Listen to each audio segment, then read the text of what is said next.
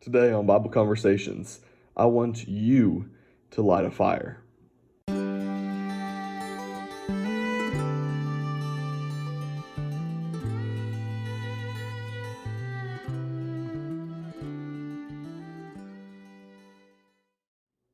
Well, it's just me today. Chris is away at camp and he's enjoying some time with the teens at a summer camp up in Oklahoma. And so today on the podcast, you're stuck with me.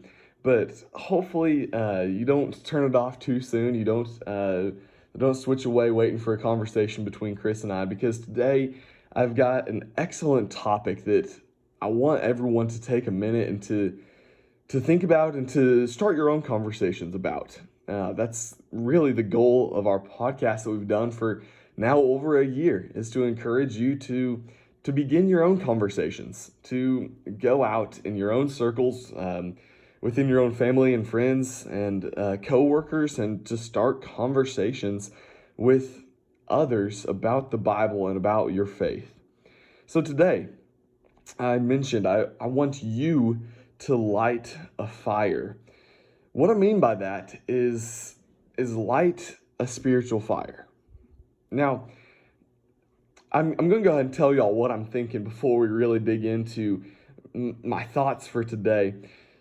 For the past year and a half, the world has been affected by a pandemic. And the church, I think, has lost its fire. Now, not completely. People haven't completely stopped going to church. People haven't completely given up their faith. But the fire has been weakened. And the desire to strengthen the fire within each individual has lessened. Today, I want you to not only light your fire, but make it burn so bright. It seems like people have gotten used to being comfortable and being happy with a regular old campfire, if you will. And that's fine. There's nothing wrong with a campfire. If we're talking about our desire for Christ, our desire to follow Christ, our faith, the strength of our faith in regards to a fire, then I'd say 90, maybe even 99% of Christians would be completely happy with a campfire. If they had a campfire, they would be ecstatic because they have a fire. But I don't want to be satisfied with a little old campfire.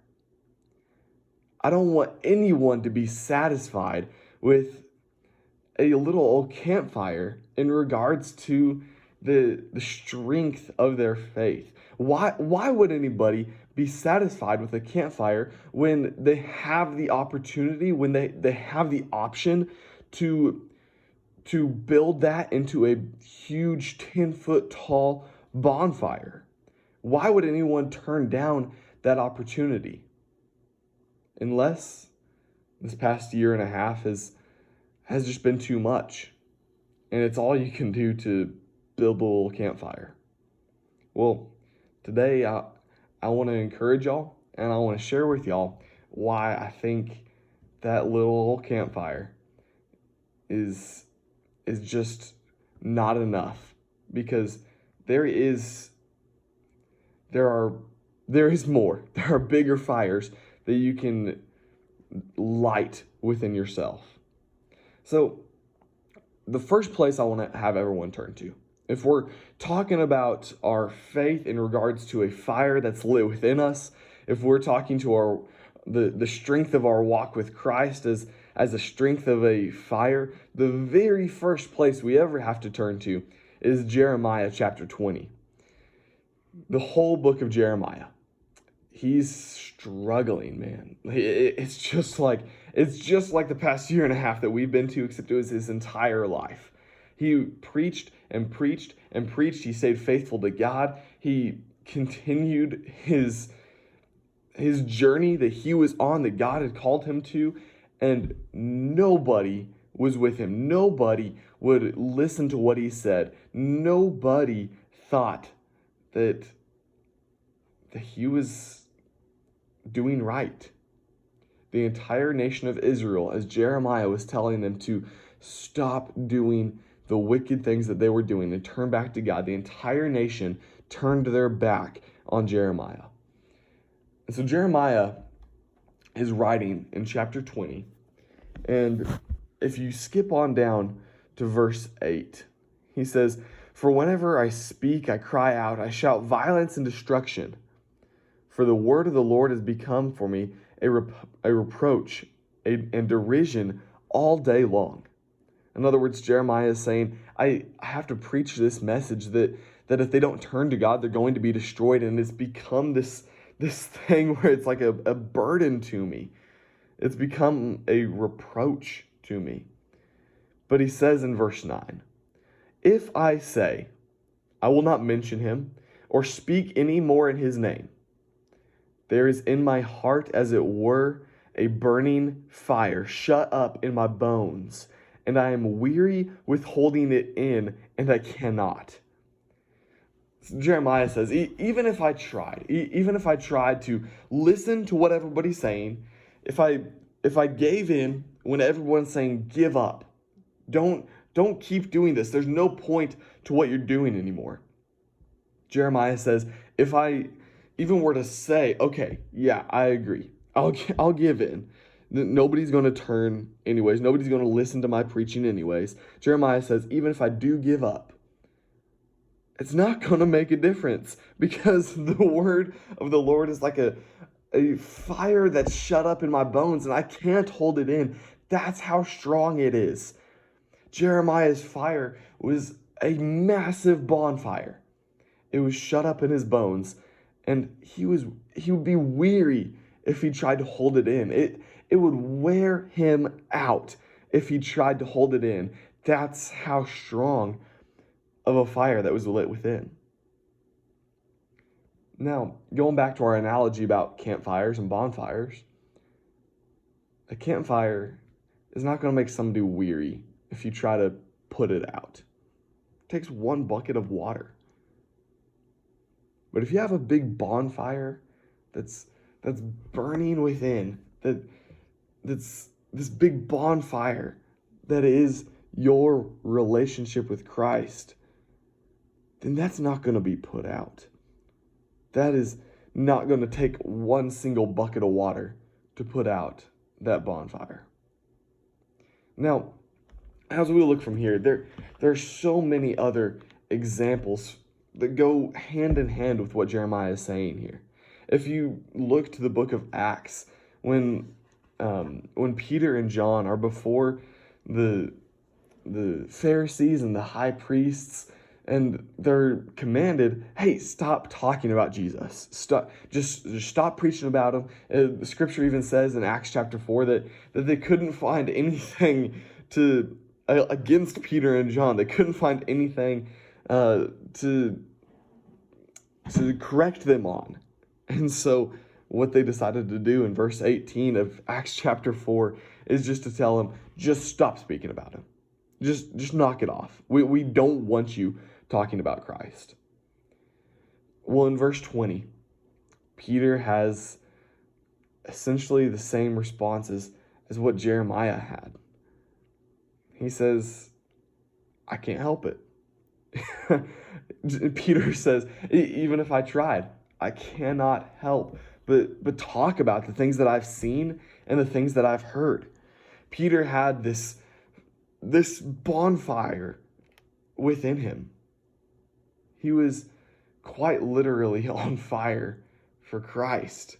So passionate and with such a drive. Now, I want to transition it and encourage you to think about your own life. Think about the fire that was within you a year and a half ago. Were you stoking a bonfire within your heart? Or did you have a campfire? Or did you have no fire at all? And now think about the fire that's within you today. Has it grown? Has it weakened? or has it been put out? You see, it's so important for us to self-evaluate. It's so important for us to understand the true health of our relationship with Christ. How is our walk doing?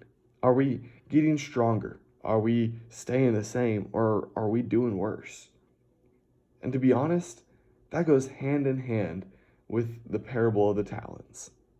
When Jesus tells the parable about these 3 servants who were each given talents by their master, one 5 talents, one 3 talents, one 1 talent.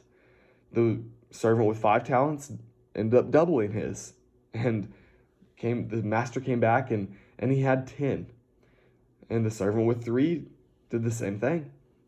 But the servant with 1 talent, he said, well, I don't want to lose what I've got. I don't have a lot, and I don't want to lose it. So let me just bury it. When the master comes back, I'll give this 1 talent back to him. That servant was called wicked. That servant was in the wrong because he didn't do something with what he had. He was like the church in Laodicea that we read about in the book of Revelation. It says that they were lukewarm, and God spit them out of their mouth because they were just sitting on the fence. They weren't doing anything.